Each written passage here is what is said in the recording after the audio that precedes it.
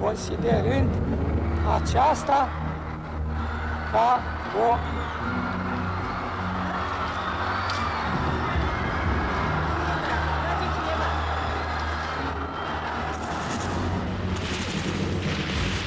Décembre 1989. La Roumanie renverse Nicolae Ceausescu.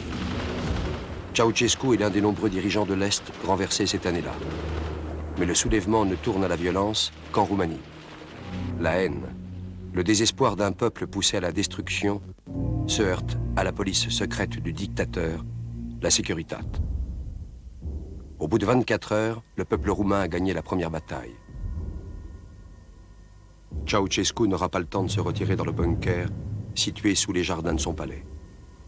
On se souviendra qu'il tentera de s'enfuir, qu'il se fera prendre et qu'il sera exécuté avec sa femme au terme d'un procès sommaire.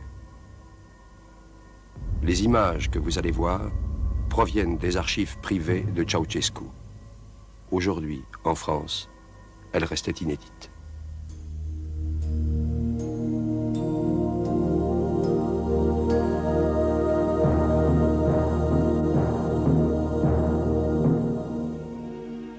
Nicolae Ceausescu était richissime.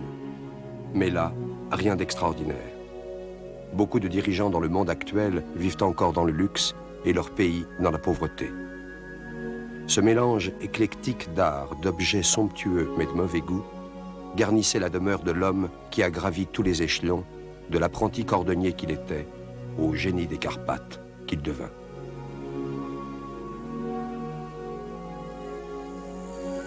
Officiellement, le couple tenait à ce que l'on sache qu'il aimait se promener dans la nature, à marcher parmi les arbres en fleurs au printemps.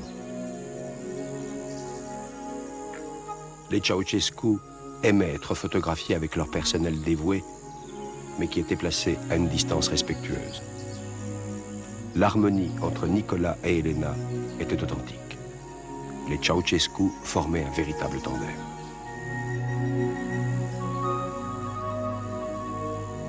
Nicolas avait épousé très tôt la cause communiste.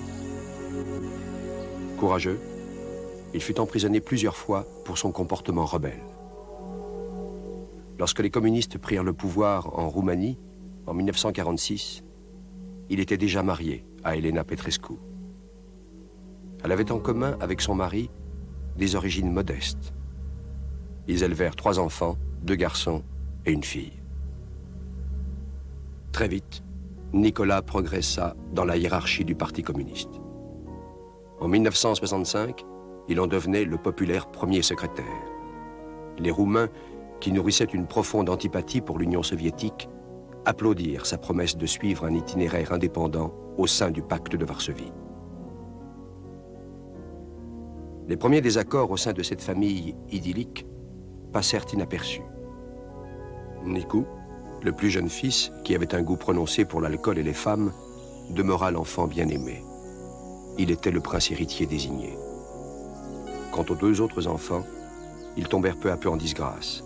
Zoya, la fille, rejoignit des cercles d'étudiants dissidents. Le fils aîné, Valentin, n'apparaît pas dans ces films. Il avait fait ses études à l'étranger et n'avait aucun goût pour le marxisme. Son mariage avec la fille de l'un des rivaux de son père fut la goutte d'eau qui fait déborder le vase. Mais pour l'instant, Ceausescu a d'autres préoccupations. Il veut faire son entrée sur la scène internationale. Il rend d'abord visite au leader bulgare Zhivkov. Il ne le rencontre pas uniquement pour empêcher une trop grande amitié entre la Bulgarie et l'Union soviétique. Il est venu parce qu'il veut, lui aussi, être une star sur la scène étrangère et qu'il vient prendre quelques leçons d'un grand professionnel. Zhivkov, en effet, est un magistral organisateur de fêtes nationales consacrées, en vérité, au culte du pouvoir. Ceausescu apprendra la recette. Un bon dosage d'acclamations forcées et de spectacles folkloriques. Avec, et pour finir, et pour les intimes, une extraordinaire partie de chasse.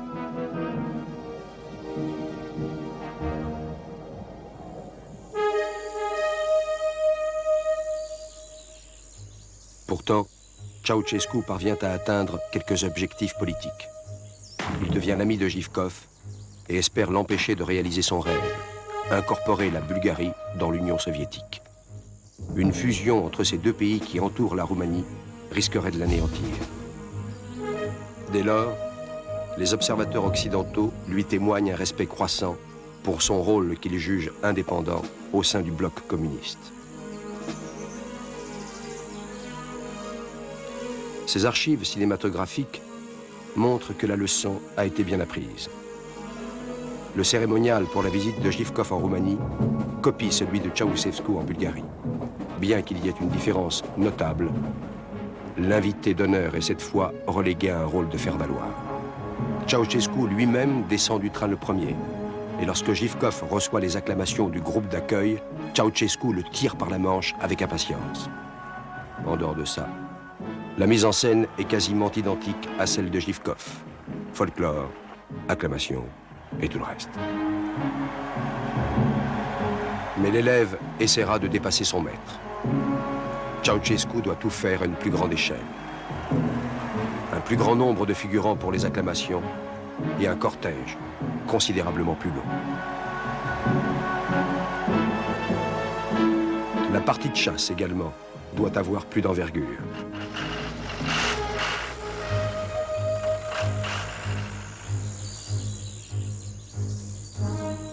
La Roumanie se moque des faisans et des lapins. Elle a des ours à offrir. Le butin de cette chasse laisse croire que les ours étaient un gibier abondant en Roumanie. Ce n'était pas le cas. La chasse pour ces trophées était strictement réglementée. Ceausescu va exploiter cette chasse avec frénésie, sans oublier la traditionnelle initiation des débutants. Ainsi, il administre avec bonhomie la rituelle correction.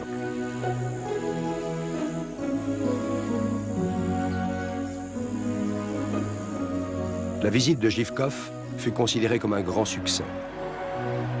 Ceausescu réussit brillamment sa somptueuse première mise en scène. Même le groupe d'accueil à la gare a l'air pimpant, malgré une journée entière d'attente. À l'occasion de son 50e anniversaire, en janvier 1968, Ceausescu amassa un nombre de cadeaux considérable. Fini l'époque des petites affaires familiales. Il reçut des dizaines de sacs de lettres d'admirateurs et des camions entiers de colis. Sa demeure ressemblait à une chambre du trésor. On fit croire à la population que les cadeaux les plus précieux seraient exposés dans un musée spécial. En fait, le musée ne reçut que les rebuts d'Elena, conservateur zélé du nouveau patrimoine Ceausescu. Leurs anniversaires devinrent des événements nationaux. Mais Nicolas dut bien vite se débarrasser de ses principaux rivaux. Les films de son 50e anniversaire fournissent quelques-unes des dernières images de l'ancien président Stoïka. C'est l'homme chauve. Il a déjà perdu son travail en raison d'allusions à son alcoolisme. Puis Ceausescu ordonnera à la Securitate de fournir la preuve qu'il fut plus qu'amical avec l'une de ses nièces. Stoïka finira par se suicider. Les préparatifs pour les dîners d'anniversaire de la famille furent également filmés. On peut remarquer que la cuisine est parsemée de tapis persans.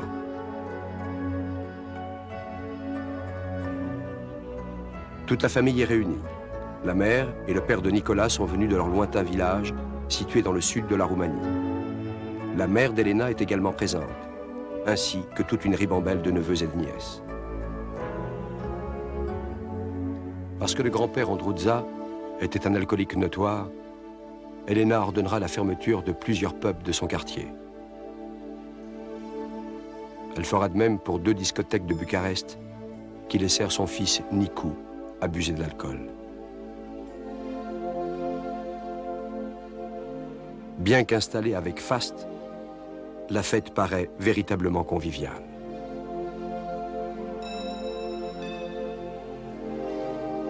Et comme dans toutes les familles, on se quittera satisfait et heureux.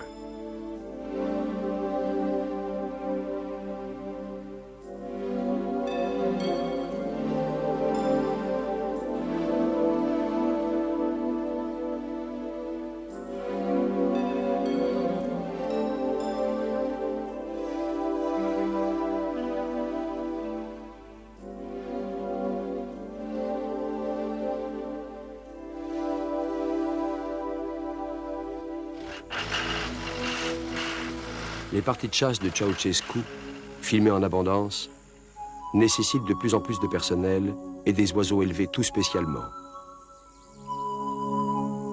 Mais si Ceausescu jouit d'une richesse infinie, il demeure néanmoins obsédé par le pouvoir. Et ce chasseur invétéré ne reculera devant rien pour le conserver.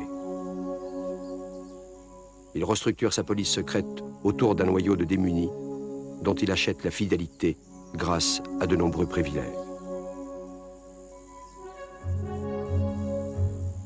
L'un après l'autre, les rivaux potentiels doivent débarrasser le terrain. Le Premier ministre, Maurer, ne chassera plus le faisan avec Ceausescu. Sa récompense pour avoir porté le cordonnier au pouvoir sera un tissu de mensonges qui l'obligeront à prendre sa retraite.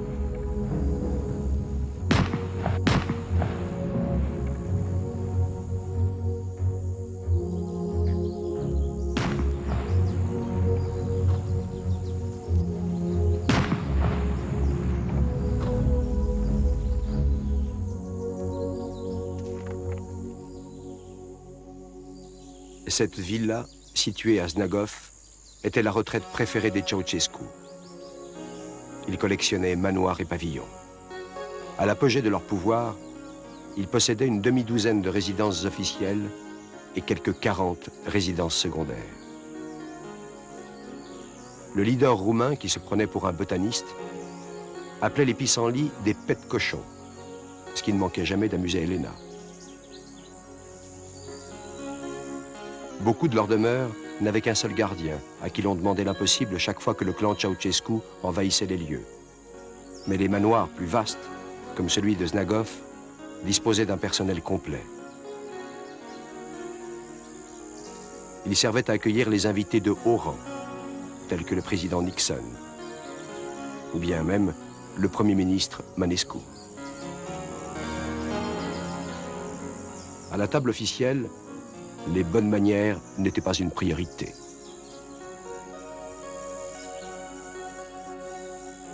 Les relations entre Ceausescu et sa fille Zoa étaient encore à cette époque relativement bonnes.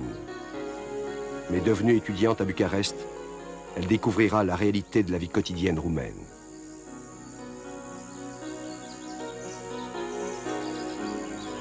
Elena ne s'occupe pas encore de politique. Elle est satisfaite de son rôle de première dame, du moins jusqu'à ce qu'une visite en Argentine en 1973 l'incite à prendre Isabelle Perón comme modèle.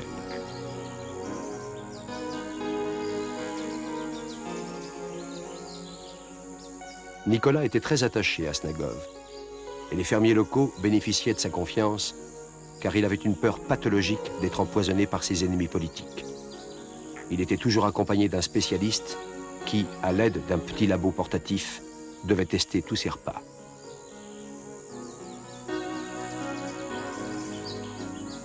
L'un des passe-temps favoris à Znagov était d'imposer un gage divertissant à ceux qui perdaient aux cartes. Il devait par exemple grimper dans un arbre, et le Premier ministre Manescu dut, lui aussi, se prêter à ce jeu.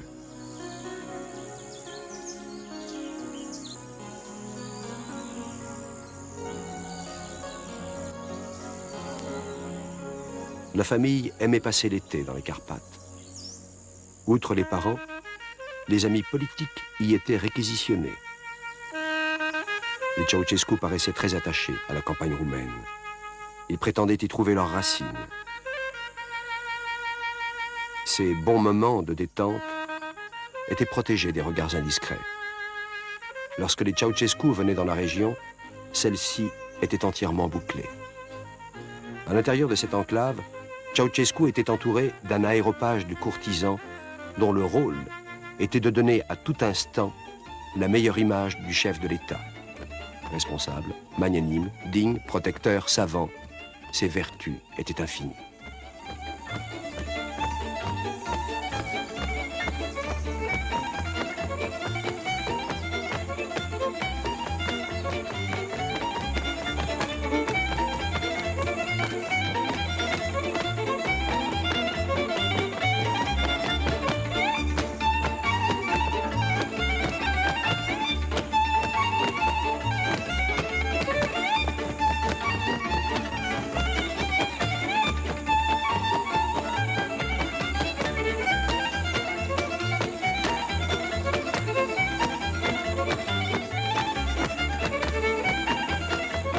Ceausescu n'avait pas l'air particulièrement féroce, et pourtant, son pouvoir était impitoyable, sans partage. Contrairement aux apparences, il se méfiait de chacun. Il savait que son pouvoir dépendait de gens craintifs, mais motivés par leurs propres intérêts. Eux s'accrochaient à son pouvoir, et lui avait besoin d'eux pour le conserver.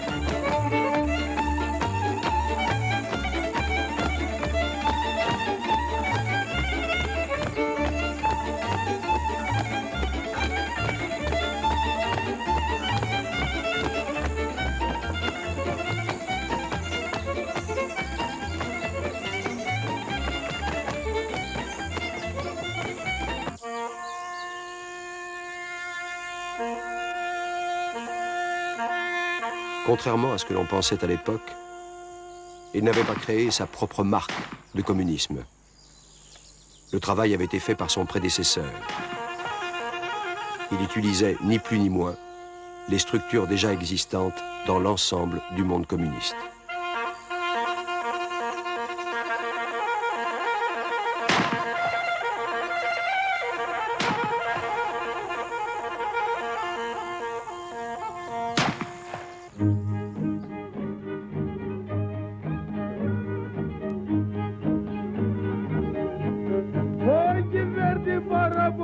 La Roumanie allait bientôt connaître des années noires.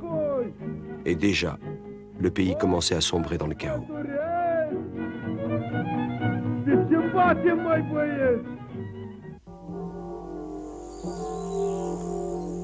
À part son épouse, Ceausescu ne faisait confiance à personne. Son entourage et ses enfants eux-mêmes durent en faire les frais. Pour conserver son pouvoir, il détruisit un grand royaume, celui de l'enfance. Cette photo d'Anthony Suot est éloquente.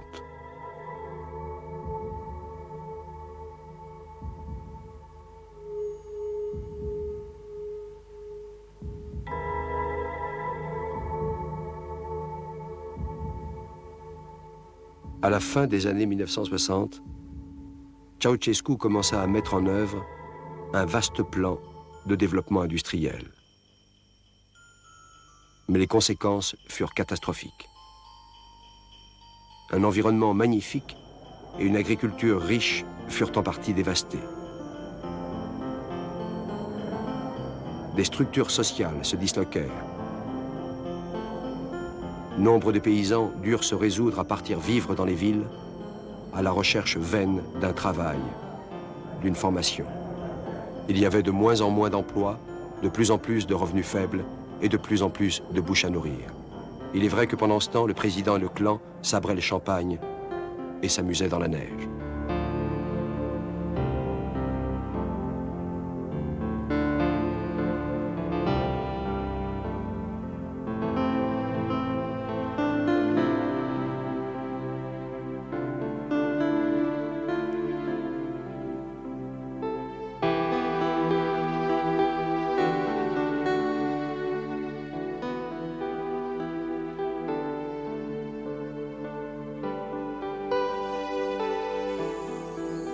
Le clan honorait son leader de servile flatterie.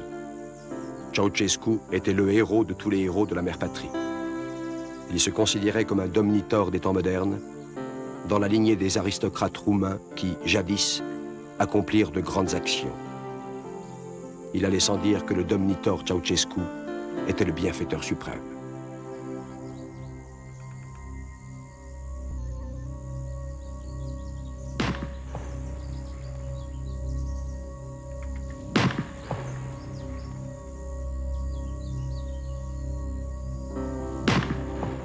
Le soulèvement de 1968 en Tchécoslovaquie offrit à Ceausescu l'occasion de consolider sa réputation en Roumanie et à l'étranger.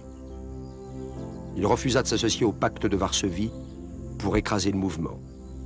Vu de l'extérieur, cela ressemblait à un geste de défi héroïque. En fait, Ceausescu était de connivence avec le Kremlin. Leur stratagème trompa à la fois les Occidentaux et la Chine, qui allaient désormais considérer la Roumanie comme un allié et lui donner accès à des renseignements précieux. Dès 1969, Richard Nixon se rendit à Bucarest. Et en 1971, Ceausescu fit une visite à Pékin.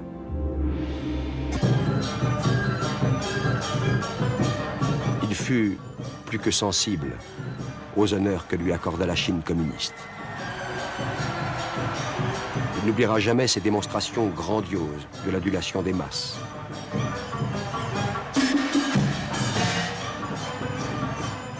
Il y avait, là encore, beaucoup à apprendre.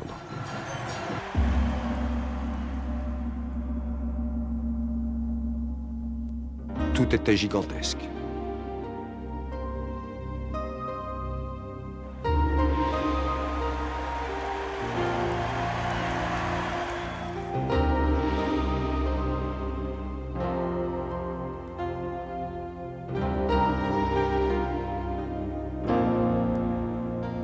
Là, sans ambiguïté, l'art était utilisé comme un instrument politique. Les artistes chinois devaient encourager le peuple à travailler mieux et à mieux se battre.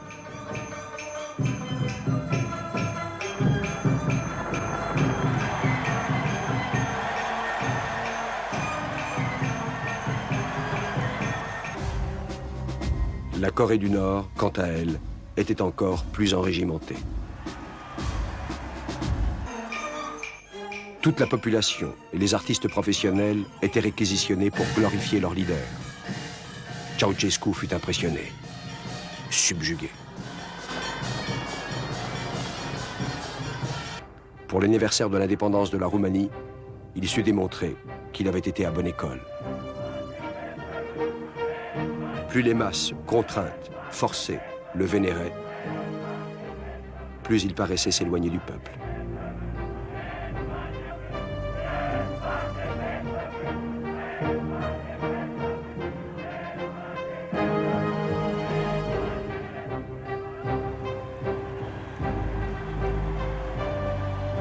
Ceausescu importa également d'Asie la révolution culturelle.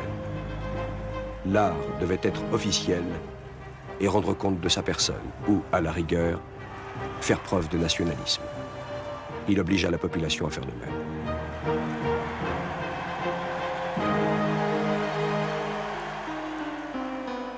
Il était désormais impossible de l'arrêter. Voulant faire mieux que ses modèles, il étendit le concept de révolution culturelle à l'économie roumaine. Son pays devait devenir un modèle d'autosuffisance industrielle. Tout, sans exception, devait être fabriqué en Roumanie. Des chaussures de tennis aux centrales nucléaires. Des sommes colossales furent investies dans des aciéries et des raffineries peu rentables.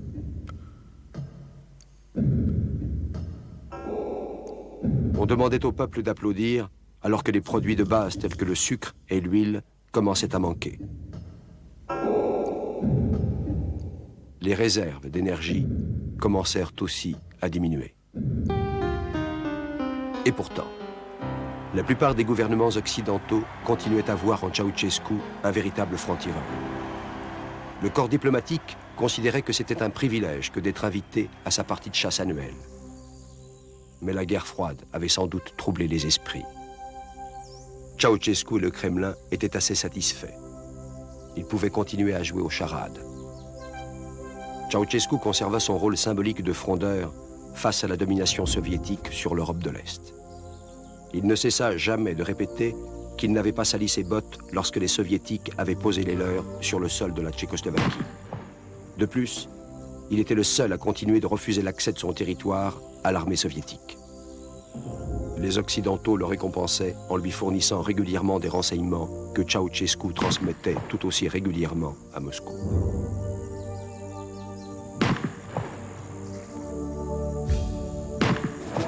Quelques diplomates avaient pris conscience de la véritable personnalité de Ceausescu. Son dirigisme étouffait la vie culturelle. Dans la peinture, au théâtre, au cinéma, et même dans la pop musique, Ceausescu devait être porté au nu. Les chorales chantaient des cantiques à la gloire du plus grand dominateur roumain.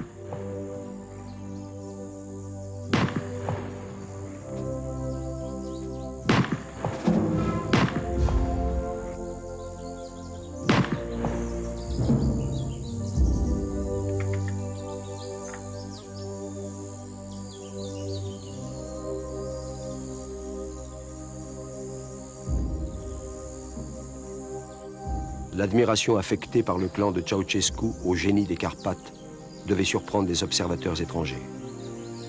Les superlatifs abondaient. Un fleuve de pensée. Le grand timonier des troupes communistes. Les dirigeants du tiers-monde ont pour habitude de se présenter comme les prophètes d'un âge d'or. L'un des slogans favoris de Ceausescu était qu'il mènerait son peuple jusqu'au sommet de la plus haute montagne. Contrairement à ce que l'on prétend maintenant, les diplomates s'amusaient beaucoup lors de ces parties de chasse. Là, les invités étrangers attendaient sagement, l'un derrière l'autre, que Ceausescu administre la traditionnelle volée de bois vert.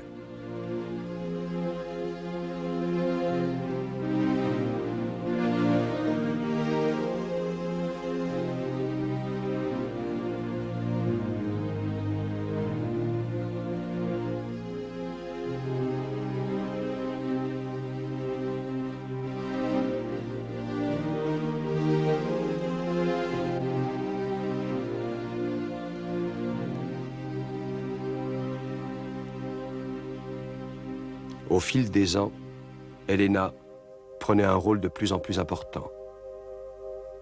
Avec pour seul bagage 4 années d'école élémentaire, elle découvrit non pas l'intérêt des études, mais une passion dévorante à collectionner les diplômes. Elle décida de s'occuper de l'éducation, des sciences, ainsi que des affaires culturelles et spirituelles de son pays. Le chômage était impressionnant. L'industrie, l'agriculture étaient des secteurs gravement atteints. Ceausescu ordonna que l'on double les récoltes. Tâche impossible. Et pourtant, le président était fier de sa perspicacité. Il voulut que soient plantés 2 fois plus de semis par hectare. Les semis, trop nombreux, s'étouffèrent. Nicu, le fils bien-aimé, l'héritier, ne paraissait pas préoccupé par ces problèmes.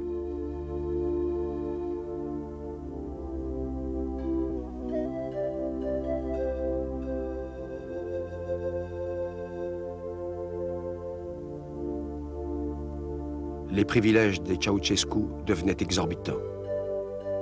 Un immense lac proche de leur manoir de Snagov fut interdit aux autres bateaux de plaisance.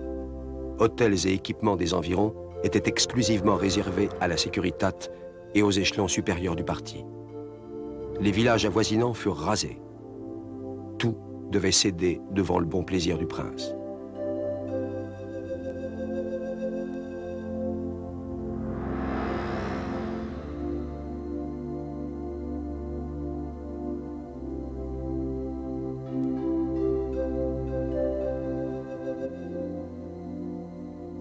Là, des enfants roumains surpris à nouveau par l'objectif d'Antoniscu.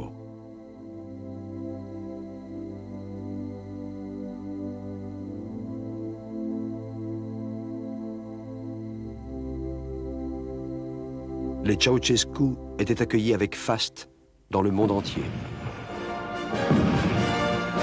Alors que la majorité des Roumains étaient prisonniers de leur pays, le prétendu rebelle au pacte de Varsovie avait atteint à l'extérieur la renommée politique à laquelle il avait toujours aspiré.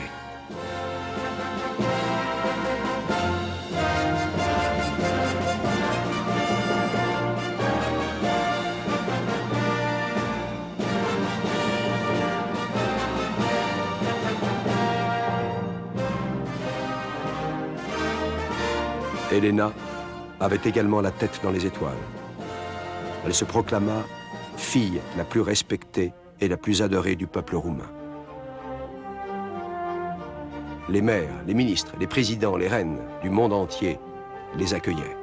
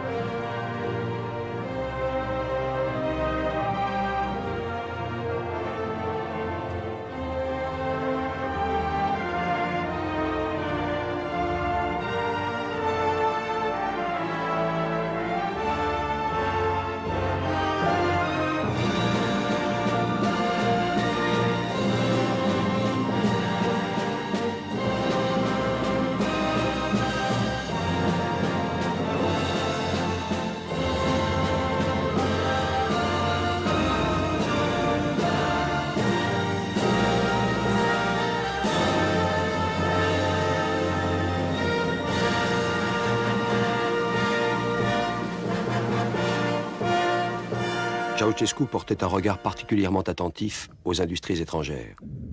Il adorait qu'on lui montre tous les nouveaux gadgets de la technologie. De retour chez lui, il se vantait d'avoir récupéré gratuitement des quantités de brevets étrangers au profit des Roumains. Dans sa logique, ils appartenaient au prolétariat. Mais Ceausescu ne visita jamais la moindre fabrique de chaussures. Il ne voulait pas qu'on lui rappelle ses débuts modestes.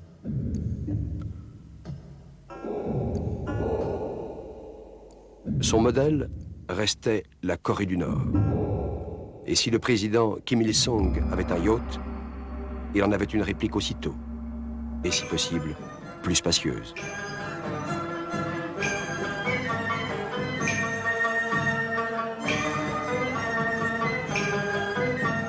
Le drapeau roumain flottait sur ce vaste domaine personnel de Ceausescu.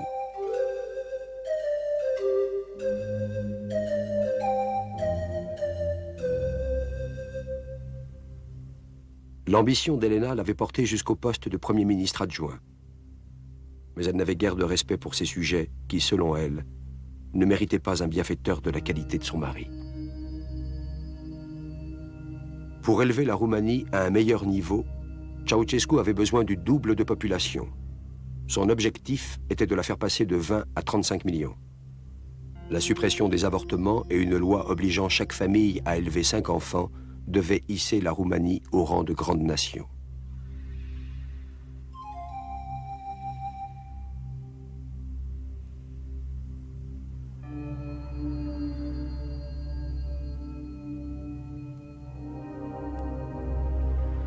Les Ceausescu possédaient un énorme stock de vêtements. Elena, parce qu'elle avait la manie des achats, et son mari, parce qu'il portait chaque vêtement rarement plus d'une fois. Nicolas prit cette habitude lorsque Fidel Castro soupçonna la CIA d'avoir enduit ses chaussures de poison. Pour éviter cela, il avait toujours 365 costumes en avance, rangés dans des sacs en plastique dans un entrepôt. À la fin de chaque journée, les vêtements utilisés étaient estampillés à l'encre rouge, puis brûlés.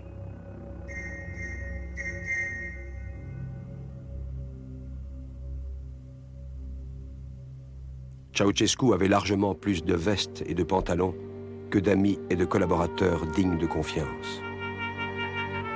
Le président aurait eu besoin de véritables administrateurs pour sortir la Roumanie de la crise socio-économique. Mais tout fonctionnaire trop qualifié devenait à ses yeux un rival en puissance. Pour contrecarrer cela, il exilait les gens prétendument dangereux dans des ambassades lointaines, ou bien il s'arrangeait pour qu'ils meurent accidentellement. Ses réserves de talents nouveaux s'épuisèrent rapidement. Ainsi, il devait parfois nommer plusieurs personnes à un même poste. 6 ministres s'activaient dans le seul secteur industriel, mais lesquels utilisaient une grande partie de leur temps à se battre entre eux.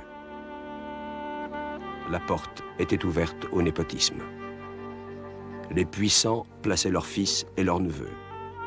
Une minorité de hauts responsables ne devait leur poste qu'à leur propre qualification. Ceausescu lui-même plaça plus de 40 membres de sa famille à des postes administratifs supérieurs. Les crédits n'étaient pas libérés en fonction de l'offre et de la demande, mais par favoritisme. La corruption infiltra toutes les couches sociales. La cour, entourant Ceausescu, devint complètement corrompue. La survie du régime dépendait du maintien d'un statu quo, du maintien de l'âge d'or de Ceausescu.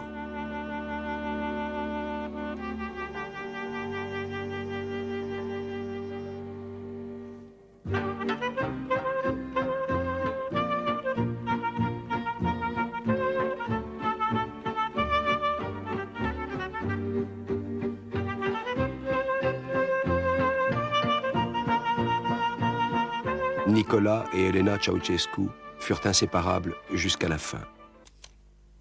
Elena aimait regarder les enregistrements fournis par la Securitat sur la vie privée des diplomates roumains et étrangers.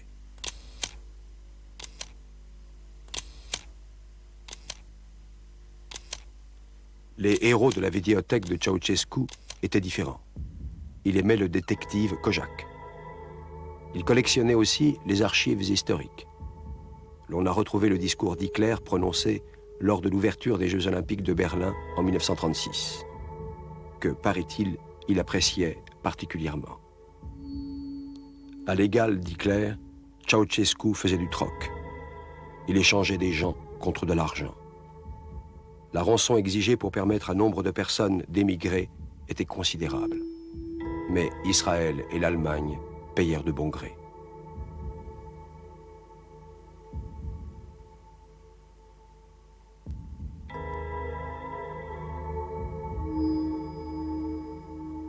L'âge d'or de Ceausescu ne fut en fait doré que pour les Ceausescu. De l'autre côté de cette façade, de nombreux parents abandonnaient leurs nouveau-nés en espérant que les orphelinats leur donneraient de meilleures conditions d'existence.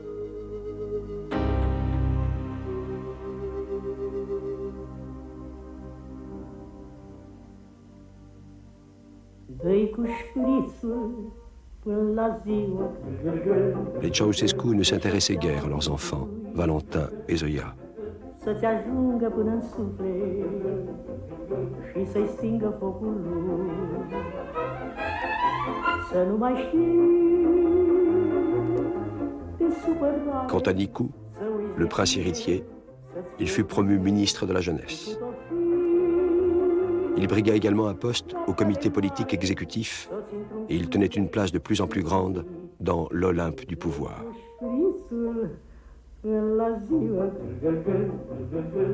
Ceausescu voulut une action d'éclat. Il décida de rembourser la dette extérieure de la Roumanie en un temps record.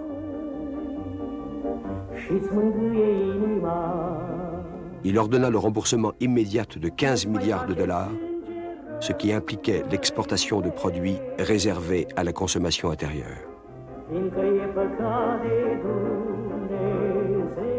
La chasse aux devises étrangères facilita les adoptions d'orphelins roumains par des familles étrangères. Les magasins étaient vides. Bien sûr, à l'exception de ceux qui offraient des ouvrages relatant les hauts faits du chef de l'État. Ces stocks-là étaient inépuisables.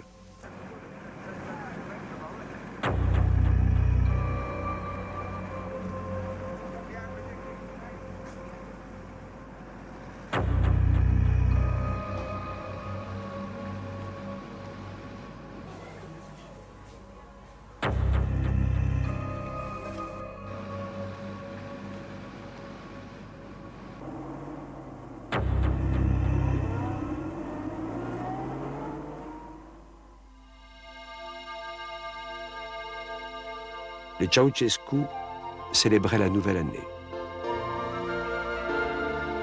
Dans le même temps, ils accordaient à une famille moyenne de 7 personnes une ration de 5 œufs et de 50 grammes de beurre par mois. Les produits à base de soja remplacèrent les produits laitiers traditionnels. Mais ils causaient des maux d'estomac et furent finalement déclarés impropres à la consommation. Face à leur réseau infaillible d'informateurs, les patrons de la Securitat portaient un toast au régime. Seuls les plus téméraires des dissidents osaient s'exprimer.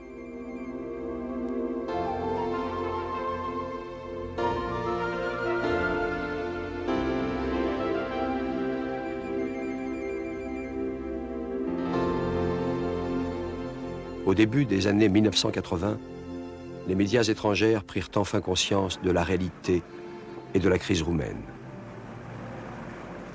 Des équipes de télévision réussirent à faire sortir du pays des images troublantes.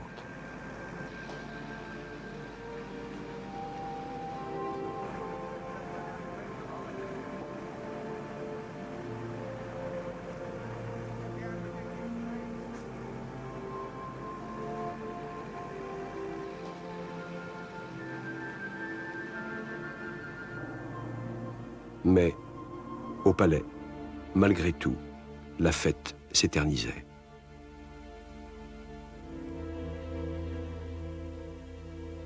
De l'autre côté de leur porte dorée, le peuple roumain, impuissant, se résignait.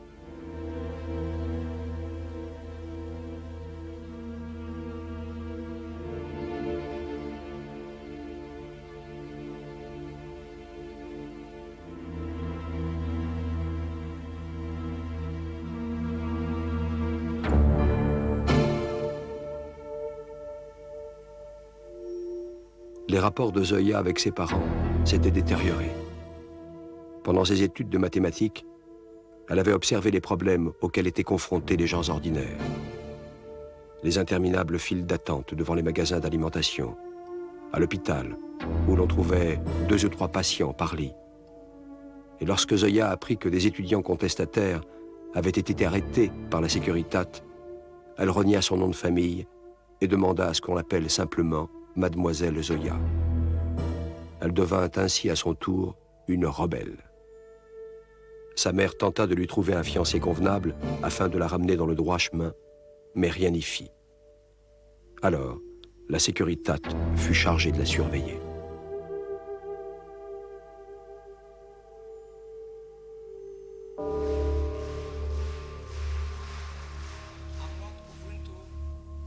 Entre-temps, la presse internationale commençait à découvrir la réalité. Le ton des reportages et des éditoriaux s'était considérablement durci. Le leader roumain ordonna à la police secrète d'approvisionner une sélection de magasins qui serviraient de vitrine pour les journalistes étrangers. Mais on ne pouvait plus les tromper aussi facilement. En représailles, Ceausescu les fit expulser du pays. Les effets de cette campagne de presse hostile ne tardèrent pas à se faire sentir. Les diplomates occidentaux ne se rendirent pas au défilé de 1984 pour la fête de l'indépendance. La réputation de Ceausescu commençait à s'ébrécher. Le défilé de 1984 marquait le 40e anniversaire de la fin de la Seconde Guerre mondiale. Ce fut une cérémonie rigide, peu inspirée. Le moral des Roumains contrastait singulièrement avec la mise en scène grandiose de la commémoration de l'événement.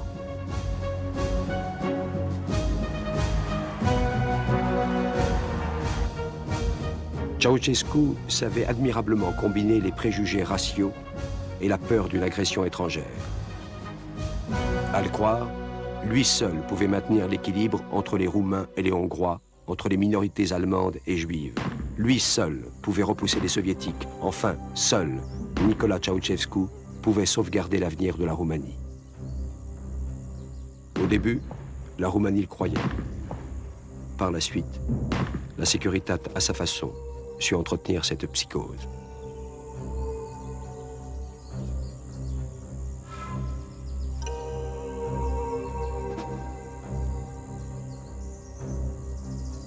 Néanmoins, quelques lueurs de résistance existèrent. À la fin des années 1970, des mineurs rebelles lancèrent des pierres à Ceausescu. Il les calma avec de vagues promesses, mais il ordonna aussitôt à la Securitat d'étouffer le mouvement en arrêtant tous ses leaders.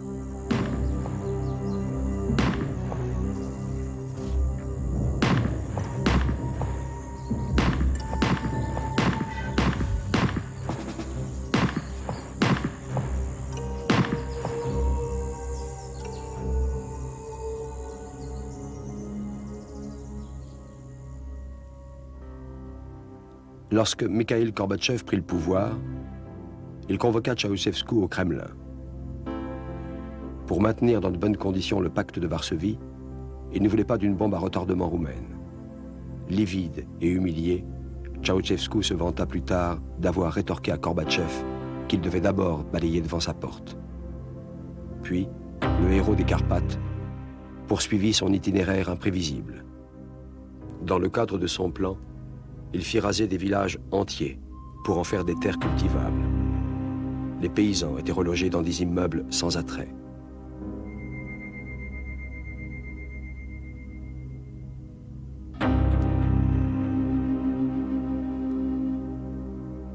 On se souviendra des images insupportables d'enfants atteints du sida.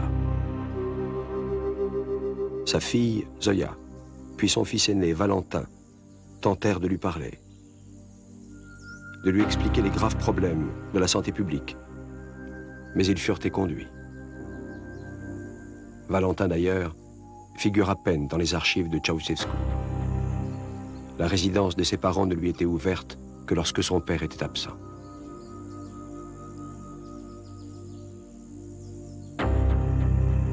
Ceausescu était torturé par des phobies. Il avait autant peur de ses sujets qu'ils avaient peur de lui. Il était persuadé que le KGB contaminait ses ennemis par des radiations. Le contact humain le révulsait. Il confiait qu'il souffrait de douleurs constantes à la gorge, d'un grave diabète et aussi d'un cancer de la prostate.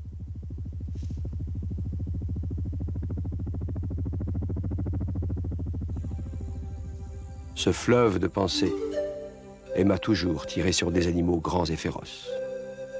Mais les ours roumains ne l'attiraient plus. Il lui fallait des grizzlies, beaucoup plus gros. Un chargement fut expédié du Canada par avion.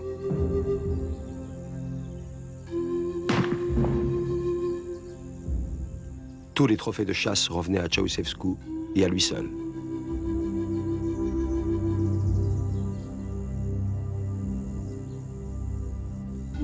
La corruption avait gagné toute la classe dirigeante et rien ne pouvait être accompli sans s'adonner à cette pratique.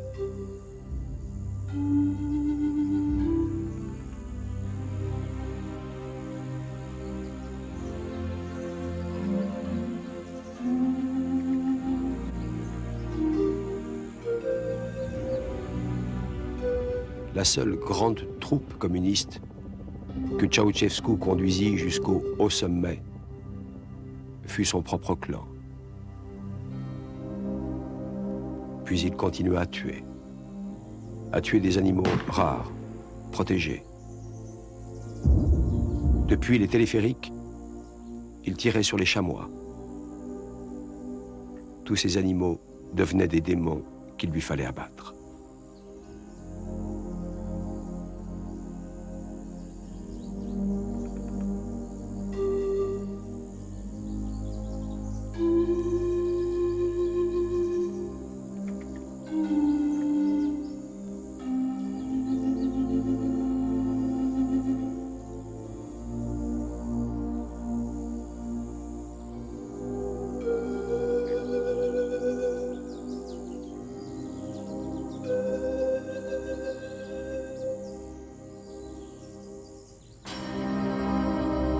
Cette montagne de marbre devait être l'ultime demeure de Ceausescu. Plus de 20 000 soldats furent réquisitionnés pour sa construction. Les meilleurs artisans travaillèrent par centaines à ses décorations. Le coût était inchiffrable, quelques milliards de dollars. Le centre historique de Bucarest fut détruit en grande partie pour laisser la place au délire architectural de Ceausescu. Gigantesque bâtiment à la glorification d'un régime ubuesque, monstrueux.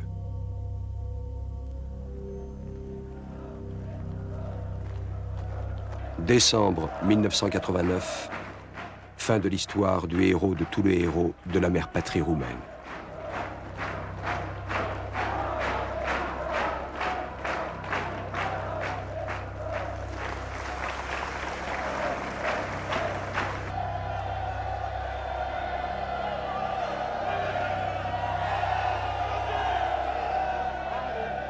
Manifestări populare din București, considerând aceasta ca o